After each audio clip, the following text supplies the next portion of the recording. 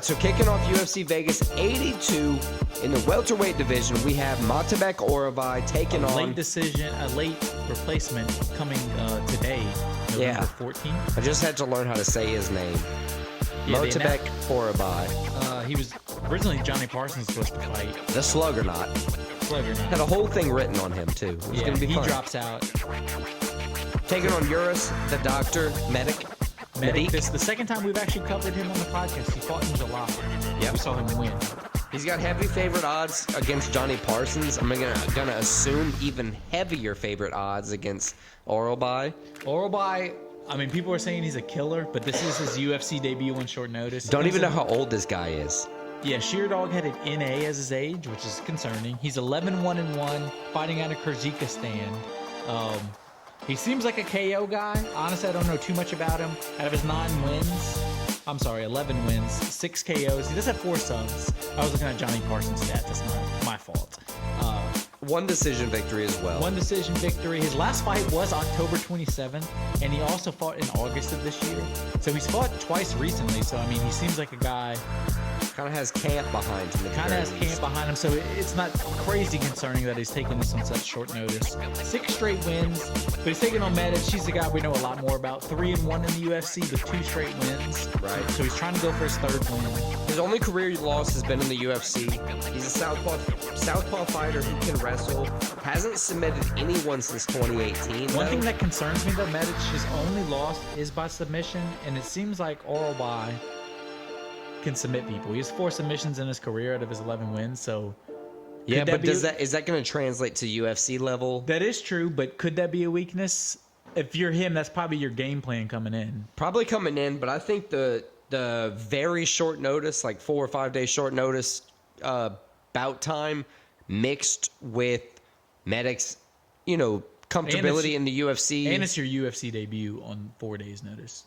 I think Medic's going to win. I have Medic too. I'm pretty confident that he's going to win. I originally had this as an opposite but same, kind of like the Lopez Sabatini fight from last week, where you had 2 striking guys with possibilities of ground game, but whoever had the better ground game was going to win. I think that's not going to even play a factor anymore. I think Medic's just going to knock him out. I think the experience is just, he's been in the UFC. I agree with you. I think Medic gets the win. And the next fight we're moving on to is Luana Pinheiro. Is that how you say her name? Pinheiro. Taking on Amanda Ribas, 2 Brazilian fighters. Pinheiro comes in 11-1, never been finished. Her only loss is by decision. She's 3-0 in the UFC. We last saw her fight against Michelle Watterson in April, I believe, of this year. Yeah, and she really put a beating on her to win by decision. One thing that is concerning, she's only had 1 fight since 2021. Which was the one in April, and no UFC finishes, although she does have 9 straight wins. She's taking on Amanda Ribas, who is a girl that's pretty active. Right. Yeah, and to say that Pinheiro's only career loss was in 2017, so she's gone 6, almost 7 years without a loss. But like you're saying, she's not very active. So, and Amanda Ribas 11-4, 6-3 in the UFC. But her last 6 fights, she's alternated wins losses. So win loss. Her last fight was a loss. So that would suggest she's due for a win. At least for you. That's what it's suggesting to me. I have Amanda Ribas winning this fight. I just think the activity is going to play a factor in this. She's way more active than Pinheiro.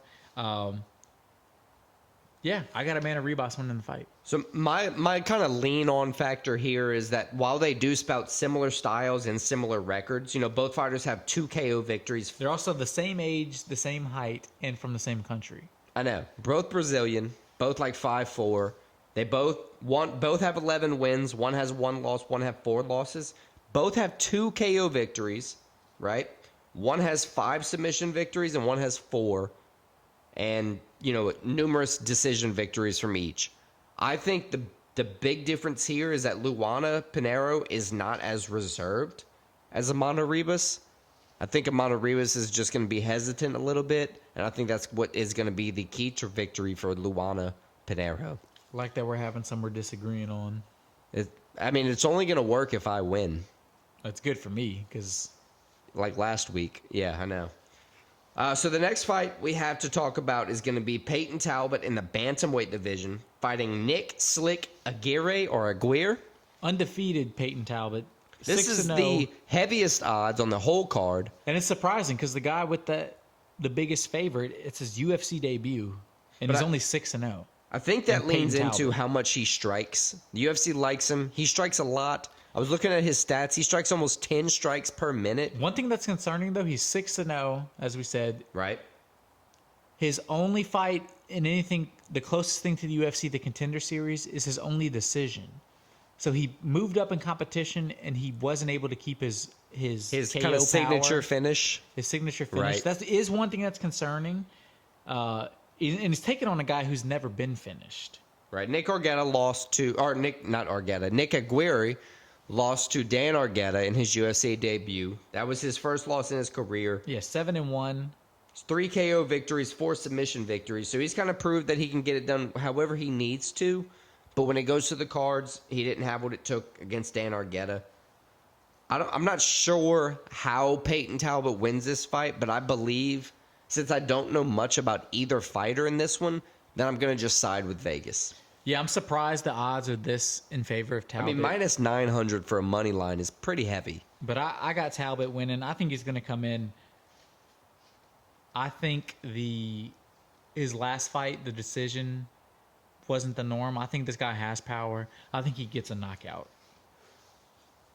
And the next fight we move on to is going to be Chase the Dream Hooper, the 24-year-old, taking on Jordan Monkey King Leavitt, the 28-year-old. Hooper comes in 12-3-1, so 12 wins, 3 losses, 1 draw. Dude, Chase Hooper's whole career in the UFC has been win-loss, win-loss, He's 4-3 in the UFC. And he's due for a loss. Yeah, so he won his first, lost his second, as you said, alternated. I think this is the time he ends that alternating streak. Jordan Leavitt comes in 11-2. He's 4-2 in the UFC. He is coming off of a nice win. I think Chase Hooper, though, his ground game is killer.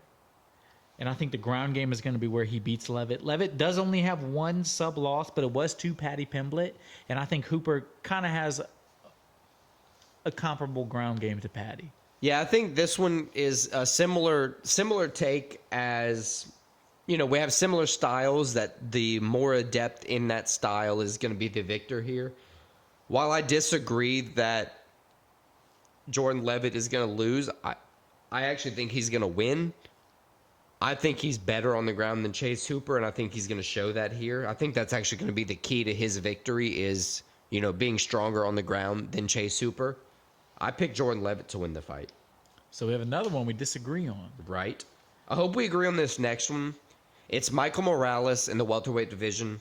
15-0, perfect in his career. 11 KOs. In the UFC. 1 submission victory. With two UFC TKOs too. Right, already. So he's finishing people. He's stepped it up with the step up in competition. And 3 decision victories in his career. Taking on Jake, the Celtic Kid Matthews.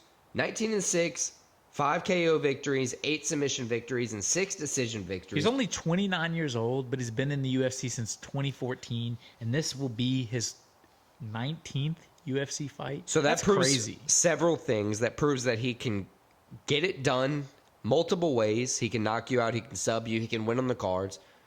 But he's versatile and he's durable. He's been in the UFC for 19. This will be his 19th fight. It shows that no matter what's thrown at him, he may not win every time, but he at least can last through it. He's another fighter coming in, though, that's on a alternating win-loss streak. So his last 4 fights have been win-loss, win-loss. His last fight being a win.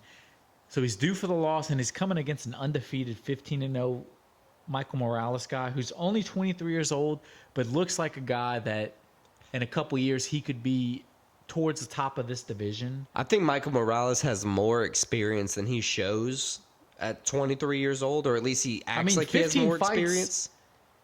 15 fights overall is a lot for a 23-year-old. 3 UFC fights isn't not a lot either for a 23-year-old. Right, absolutely. Most guys aren't even close to the UFC at that age. I think Michael Morales keeps his undefeated streak, his undefeated record.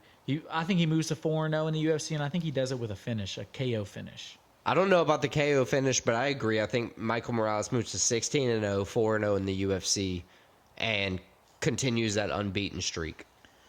All right, so this main event, I'm actually very excited about. It's two fighters I like a lot. I'm so torn on this one. It is a torn because it's two guys, as I said, I like a lot. Brendan Allen, All-In Allen, the 27-year-old, 22-5 overall, coming in on a 5-fight win streak, so he's really feeling himself. He's taking on Paul Bearju Craig, the Scottish soldier, I would almost say. He's a likable guy. Braveheart himself. He has a Braveheart kind of persona style. Yeah. Cool looking dude. He's a good looking dude. His second fight at 185. His last fight was a win. His first fight at 185, and he looked damn impressive. He looked like a new fighter, a guy that could move up and contend because we know he's beaten Jamal Hill. Right.